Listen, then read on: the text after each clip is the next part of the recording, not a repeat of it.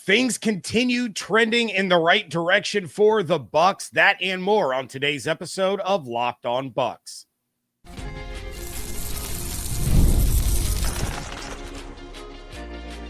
You are Locked On Buccaneers, your daily Tampa Bay Buccaneers podcast.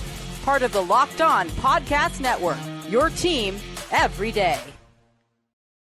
What's up, and welcome into this episode of Locked On Bucs, your daily podcast covering the Tampa Bay Buccaneers, part of the Locked On Podcast Network, your team every day. I want to thank you for making Locked On Bucs your first listener view every day. Don't forget you can subscribe or follow for free on YouTube or wherever you get your podcasts. And of course, you can follow along on Twitter. I am James Yarcho at JYarcho_Bucs. He is Rock Riley at Real Rock Riley. We are your credentialed members of the media covering the Tampa Bay Buccaneers. Of course, you can find Rock at the Tampa Free Press. You can find him on WDAE. You got the Rock Stops Here podcast. Rock is everywhere, so it's real easy to find him. And of course, you can find me here 5 days a week along with the everydayers. And for that, I want to share my appreciation for your continued support of the show. One of the ways you can support the show is become a Locked On Bucs insider. You're going to get news, rumors, updates, general thoughts, one-on-one conversations with me via text message. Go to joinsubtext.com/LockedOnBucs or click the link in the show notes to become an insider today. We have the biggest surprises, more rookie chat. That is all coming up in a little bit. But first and foremost, Rock, welcome back to the show. I am so happy to have you here. It's been way too long since we've done this. It's great. And I like the Locked On podcast. I like the hat. I like it, James. It looks good. The black, you got the beard, you got it. You're looking good, man. You're doing it for this season. It's a special season or something. What's happening there? Nah, I just, new hat, and then I'm too lazy to shave. Is basically what that boils down to.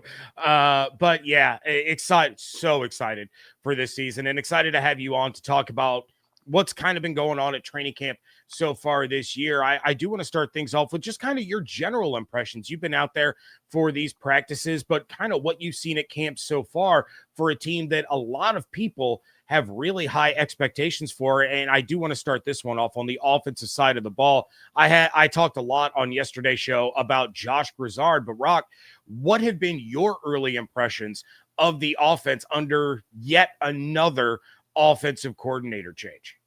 Yes, and I'm glad. I was going to start. I don't want to go too heavy in Josh Grizzard if you already did that yesterday. Oh, but feel free. Okay. I think that's been the biggest thing. For me, with the offense, that was my concern. Only because he had never called plays before.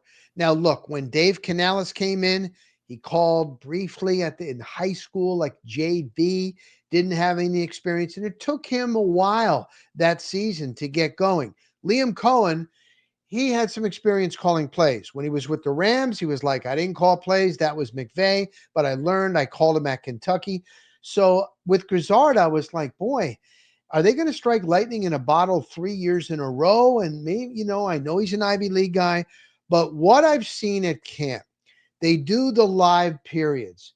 And when we had a chance to talk with him, I said, are you becoming a little bit more familiar calling plays now? I know it's not a game, but into the helmet with Baker. And he's like, Bowles is bringing everything at him right from the start. Disguising coverages, he's bringing blitzes, he's changing things up. So there's that. And Grizzard goes, look, in a game, if you have a long series, you might have 5 plays, 7 plays, 12 plays. He's calling plays for 25 minutes in a row. The ones, there's no break. Here come the 2s. Here come the 3s. So he goes, I'm calling like 30 plays in a row live. And he goes, I love it. And I was like, oh, that's good. It isn't like, well, I'm getting better. So the fact that he's a Ivy League guy, they all tell me how hard he works and he's very, very smart. And now the fact that he's going long stretches with live, and it's not only live because it's also install. That's what Bowles said. So he's doing like the install and it's also live. And then it's with the 1s, the 2s, and the 3s, and it's back to back to back to back to back plays, and it looks like it's going pretty good. So my concern has been eased. Still not a game, but I think that's one of the biggest things. The other thing overall is there's no there's no holdouts. There's no controversy. There's none of that. It's really going very, very smooth. And I'm telling you, you mentioned it, like around the country and around, it was always like they were the underdog. Now they're getting their due.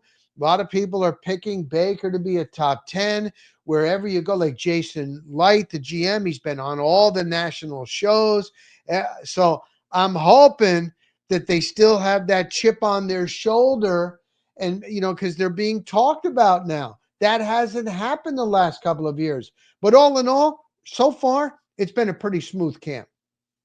Well, and you said that your big concern heading into camp was the offense under Grizzard and if they could catch lightning in a bottle. Well, now one of the other big concerns, the big questions, is about the Tristan Wirfs situation. Nobody was really expecting him to not be available, and all of a sudden we're looking at him potentially missing the first 4 games of the season. But how do you feel that Charlie Heck has looked in there with the starting offensive line? I know it was hard to judge early on, but now they've had the pads on a couple of times. How's he starting to come along?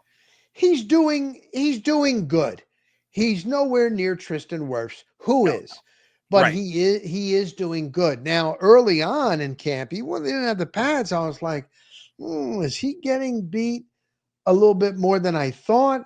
And then they signed two offensive linemen, one that played more guard than tackle. The other one had gotten hurt last year, preseason game. He was out. He was a tackle. And then they were also bringing in these linemen quite a bit. And I'm like, But actually, he's looked good. He's looked okay.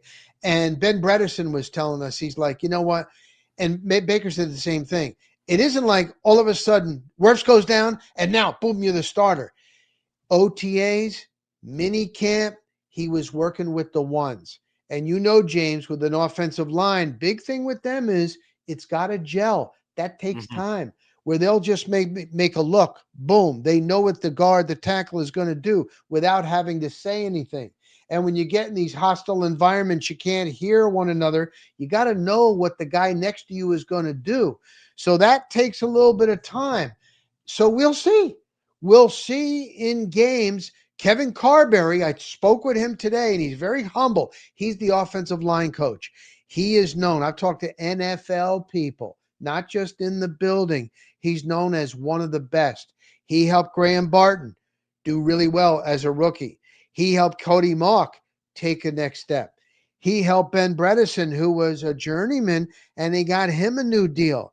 He's helped out Luke Gedeke. So now he's got to do the same thing for Charlie Heck for however many games that Tristan Wirfs going to be out. And when I saw him today, they have him use crutches because they don't want him to put weight on it.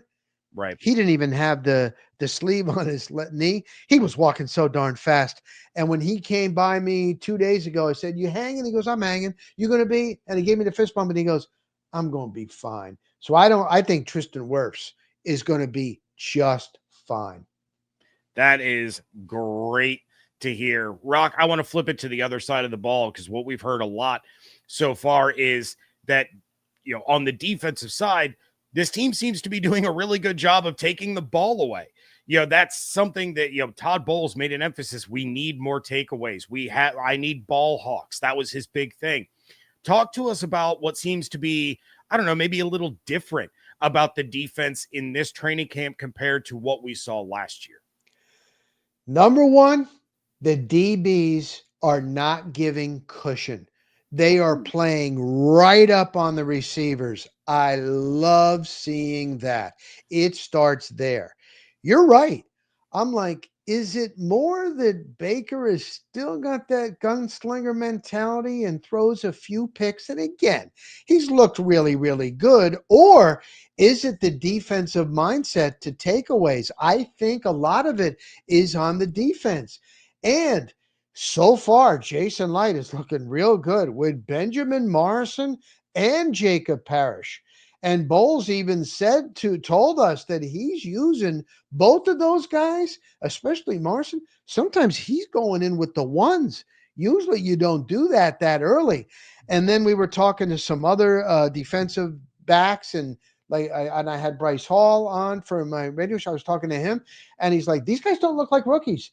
And they're all about business. I'm talking about Morrison especially and Jacob Parrish. So that's a good thing. They're coming in. Boy, I don't know if is it because it's 2025 and these kids from these bigger schools are more polished, but it is that ball hawk mentality because Bowles told them that starting off training camp. Ball hawk. I want takeaways. I want strip sacks. I want interceptions. We're not getting enough of that. And that's in their minds in camp. And they've been showing that so far. All right. Well, we certainly cannot get enough of these rookies. We are going to talk more about those guys coming up next on today's episode of Locked On Bucs, part of the Locked On Podcast Network, your team every day. To fuel up and turn it up with 5-Hour Energy Transfusion. It brings the bold grape, ginger, and lime flavor of your favorite golf drink, minus the alcohol, into a quick, energizing shot. Whether you're sinking birdies or just making memories with friends, this one's a hole-in-one for your energy game. Let's be honest, some days on the course or off of it, you just need that extra boost to stay sharp and energized. One of my favorite things about the golf league that I sometimes participate in is their weekly games. And for as bad as I am at golf, it was awfully sweet when I won the pot on a closest to the pin challenge right after getting my first birdie a few holes before. Golf is all about good times with good people and good flavors, of course. The grape ginger lime flavor gives you the best parts of your clubhouse go-to without chasing down the bev cart. If you go to 5hourenergy.com today, that is the number 5hourenergy.com. You can use my promo code LOCKEDONGOLF to receive 20% off your order. This offer is only valid until September 30th on one order and cannot be used with other promotions. The code is not good on subscription orders. Whether you're meeting up with friends or trying to turn 18 holes into 36, get the energizing boost you need to power through. Order transfusion-flavored 5-Hour Energy shots today. Thank you again for making Locked On Bucs your first listen review every day. For your second listen, check out Locked On Bets. Betting experts Lee Sterling and Kevin Rogers have daily MLB locks and can't miss football futures. Find Locked On Bets on YouTube or wherever you get your podcast. It has been a daily thing over here on Locked On Bucs for the last few weeks, talking about these rookies, especially Emeka Egbuka. Now, I expect a big start to the season for Egbuka, especially if the plan is to work Godwin in slowly. And then I also said, and Rock, you've covered the team a lot longer than I have, but I said a little while back that I felt like Egbuka was the most complete receiver the Bucs have drafted that I can remember, most complete coming out of college. But what have you seen from the Buccaneers first round pick? You hit it on the head, James. I couldn't have put it any better. I mean, we were impressed when Godwin came in from Penn State and the way he carried himself, the way he went about his business. Like, this guy looks like he is going to be the real deal. Emeka Egbuka looks like he's even ahead of Godwin as a rookie. When you talk to him, when you watch him, you see how strong his legs are. You see the footwork. You see how precise he is with his routes. He's all about business. The way he goes up, high points it, way he gets it away from his hands. It really is impressive. And then you listen to Baker Mayfield, and he says, flat out stud. Then we hear from Mike Evans.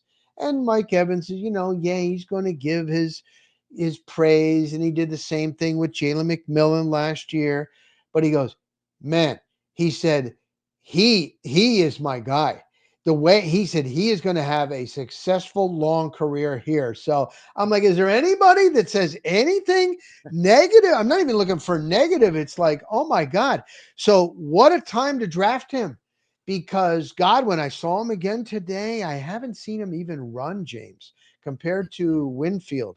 So I don't know when he is going to be ready, but that's okay. They gave him an extension for a reason. He's going to be with this franchise. So don't even rush him back. But what is in the water in Columbus at Ohio State with these receivers? How is this guy at times behind? some receivers. It's unbelievable. He does not look like he's 22 years old. Yeah, well, and you go down the list of receivers that he played with, and it's like, Marvin Harrison Jr., top 5 pick, Garrett Wilson, Jackson Smith and Jigba, Chris Olave, like all these guys, and it's like he was never the number one option. He's the school's all-time leading receiver as never being the number one option. So you couldn't have handpicked a better room for him to be in, because that's how all these guys are. Everybody's going to get fed. Nobody's going to care when it's somebody else's day, because it can be anybody's day at any point in time. So yeah, I love that. I'm so excited for Egbuka this year. And to your point about Chris Godwin, I say the same thing about Godwin that I say about Wirfs, right? I don't need him in September. I need him in December and January. So don't worry about rushing him back. And then, of course, in the case of Godwin, need him in 2026 and need him in 2027. So let's, you don't need to worry about it. You flat out don't need to worry about it. Egbuka is going to pick up the slack.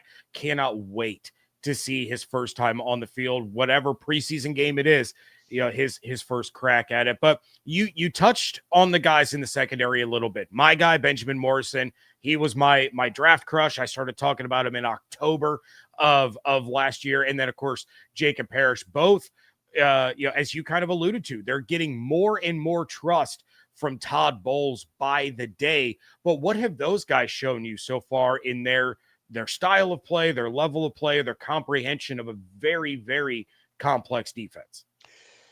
So Benjamin Morrison was saying, he goes, I just like to compete. I love to compete. He's also, Bowles called him a sticky DB, that he sticks to receivers. Jacob Parrish, same thing, likes to compete. Also physical. He has a wrestling background, he and his family, and they would just wrestle. So he's got, and it's so funny because when you see, like, Jacob Parrish is not a big man. I mean, but look at Rondé Barber back in the day, and he looks young, but he plays physical. And so I think you're going to need that. Again, we knew, man, the defense last year, yes, there were injuries, but it was bad. If they were just a little bit better, maybe the Buccaneers could have gone further. So these guys are rookies, and they're going against like Mike Evans, a Jalen McMillan, a Baker Mayfield. That's pretty good. And they're holding their own. So I can't wait till they hit somebody with a different color jersey. We're going to see that next week. We're almost, I know it's early in camp, but we're almost, I think by this weekend, we're going to get to that point where they're tired of going against the same guys, and you're going to need to see, and that's what I want to see. But against this good offense that scored 29.5 points a game last year, they are more, especially the young guys, holding their own. Well, and one of the things that I loved coming out of that night practice, Greg Allman was posting, these updates, and it says, Mike Evans beats Benjamin Morrison for a leaping catch down the field. Very next play, he responds with an interception. It's like that Ted Lasso be a goldfish thing. Don't worry about that rep. Get the next one, and he goes out and he does it. So yeah, definitely looking forward to them going up against somebody that's not themselves. But you talk about Grizzard. He has to do these daily reps against Bowles. Last year we talked about Graham Barton. He had to do these daily reps against Vita Vea. Now you have these rookie corners. They have to do daily reps against Evans and McMillan and Egbuka and eventually Chris Godwin. And it's like, name tougher competition they're going to see in the regular season. So if this is what's preparing them, then the rest of the season is going to be a cakewalk for some of these guys. But Rock, I know there's still Elijah Roberts and Tez Johnson, but I do want to talk to you about some of these undrafted free agents. Shiloh Sanders gets all the attention online. Dion's kid, he gets a lot of hype. But, which of these undrafted rookies have really impressed you so far to the point that you feel like they're legitimately working their way towards a roster spot when they go down to that 53 here in about a month? Josh Williams is a running back out of LSU. Now, we know they have Bucky. We know Rashad White, a little bit lighter, a little bit quicker. Bowles said he's our best at blitz pickup, so he's there. Don't forget about Sean Tucker. Sean Tucker had one game. I think it was against the Saints. He was the offensive player of the week, and he can't even get in there. But along comes Josh Williams. He makes people miss. He was a walk-on at LSU. His father, Jermaine Williams, played in the NFL. And I didn't know this. I looked it up. I know I'm going to talk about Josh Williams before I come on Locked On Podcast. His father was an undrafted free agent by the Buccaneers. How about that? Oh, wow. Who would have thought that that would be that same thing? I don't know if that's ever happened before in the NFL, but listening to defensive players, when you ask them, talking about this kid. Now, he had a little bit of an injury, a little bit banged up, so maybe that will hurt him, but I think he's got a shot somewhere. If they can keep him on the practice squad, then you don't know. Like, what are they going to do down the road with Rashad? But he's looked really good. Two offensive linemen, linebackers. John Bullock out of Nebraska and Nick Jackson out of Iowa. Bowles singled them out. They're guys like that linebacker spot. It looks like it's pretty filled, but then again, you have an injury here. They might be two names to watch out for. You mentioned Shiloh. I've never seen this before. He needs a police escort when he is going to sign autographs. He has more people around him, honestly, than like even when the GOAT Brady was here. His online presence and with all these young people. And he looks the part. Maybe he'll be practice squad. But between him and then Desmond Watson, that's who I get questioned most about. He's not able to practice yet. I think he's a long shot. I don't think he's got a shot. I don't. I'm pulling for him, but I don't think he's got a shot. But Josh Williams is my guy in those two linebackers. All right. Well, what have been some of the biggest surprises so far? That is coming up next on today's episode of Locked On Bucs. Wish managing your money felt easier? With Monarch Money, it can. Whether you're growing your savings or planning a big purchase, Monarch puts you in the driver's seat. It's like having your own personal CFO, giving you full visibility and control over your finances. Monarch Money is more than just a budgeting app. It's a complete financial command center. You can track all your accounts, all your investments, all your spending in one place. So in addition to managing your money, you're also building wealth. Instead of juggling multiple apps, bouncing from here, there, and everywhere, just use Monarch to check your finances, track your spending. You can even plan your long-term goals. Take control of your finances with Monarch Money. Use code LOCKEDONNFL at monarchmoney.com for 50% off your first year. That's monarchmoney.com, code LOCKEDONNFL for half off your first year. Wrapping things up here on today's episode of Locked On Bucs. And every year there are some guys that stand out, whether that's for good or bad reasons, but we all go into these camps with kind of some preconceived notions. So, Rock, who or what has surprised you the most so far in training camp? And again, it can be a good surprise or it can be a bad surprise. I wouldn't classify it totally as bad, but early on, 11 on 11, like Vita Vea is kind of manhandling Graham Barton. And, you just expect Graham Barton to, oh my God, what he did as a rookie, he's going to dominate now. And it's just the NFL. Vita is even a little bit slimmer, a little bit quicker, still has his strength. Again, it's early. It's not like Graham. I think Graham Barton is going to be just fine. But I was expecting him to dominate. And I'm like, whoa, a couple of plays like Vita. You know what? Vita can probably have his way with pretty much any center at this point.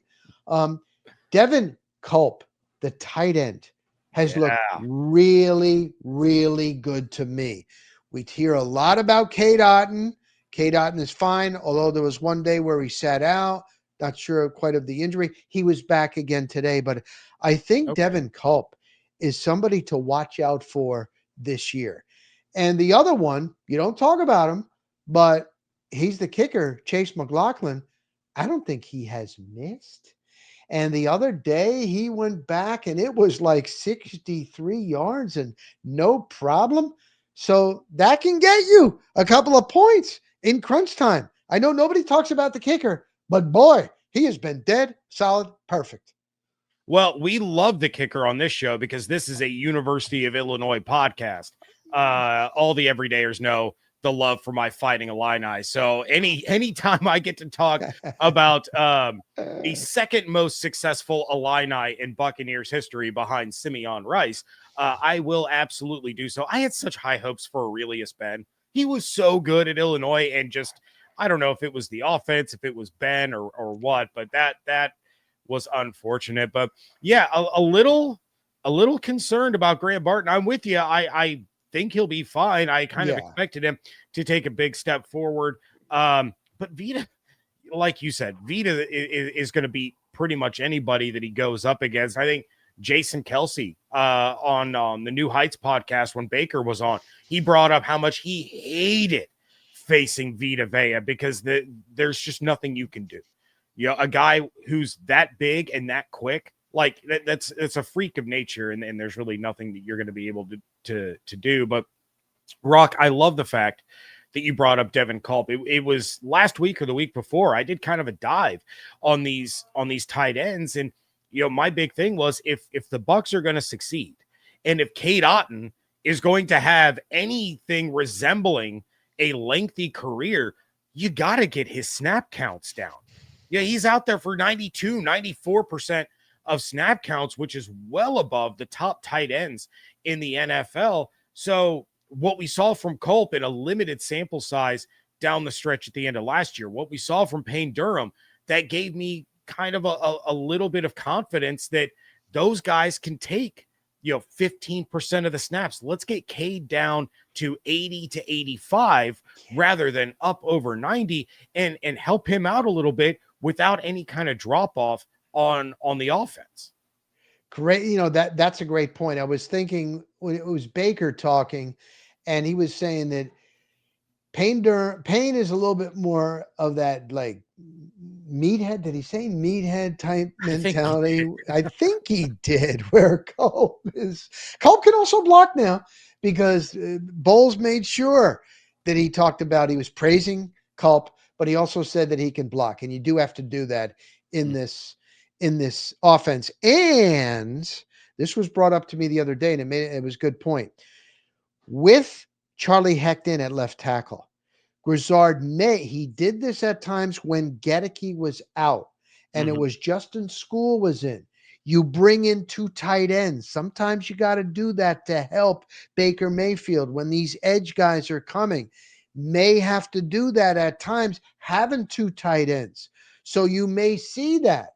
And then when Tristan Wirfs come back, it's just something to think about. Although when we did ask Grizzard, you're going to have to change it up a little bit with Charlie Heck in there. He's like, well, no, not necessarily. He's not going to give us his game plan, and he shouldn't, because this offseason, Brady, it was unbelievable. We're like, well, all the reasons why you were a success and how hard he worked and all that, and he kept himself in great shape. And he goes, he would get every Wednesday press conferences or locker room interviews from the opposing team on Wednesdays and Thursdays. We're like, why do you do that? Because he goes, some guys are dumb.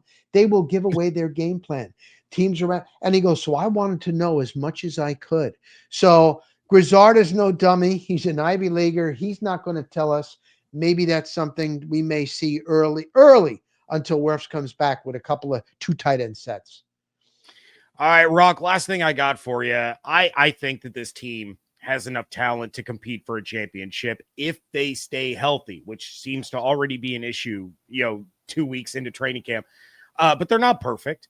Where do you see room for improvement if they are really going to be competing with teams like the Eagles, the Bills, the Ravens, the Chiefs, those kinds of championship favorites? It's going to have to come from getting to these opposing quarterbacks quickly. Okay. Knock them off, even if it's not a sack. They had too much time last year, and they were picking apart that Buccaneer defense. I really believe everything starts up front. Your offensive line on offense and on defense up front. Vita and Kancey should be really, really good, but it's got to come from here. Hassan Reddick, he's looked good. I didn't like, even though it was voluntary, when he wasn't showing up. I'm like, come on. But you know what? He's looked really good. He's fast. He is. So he's got the chip on his shoulder. Yaya, take the next step.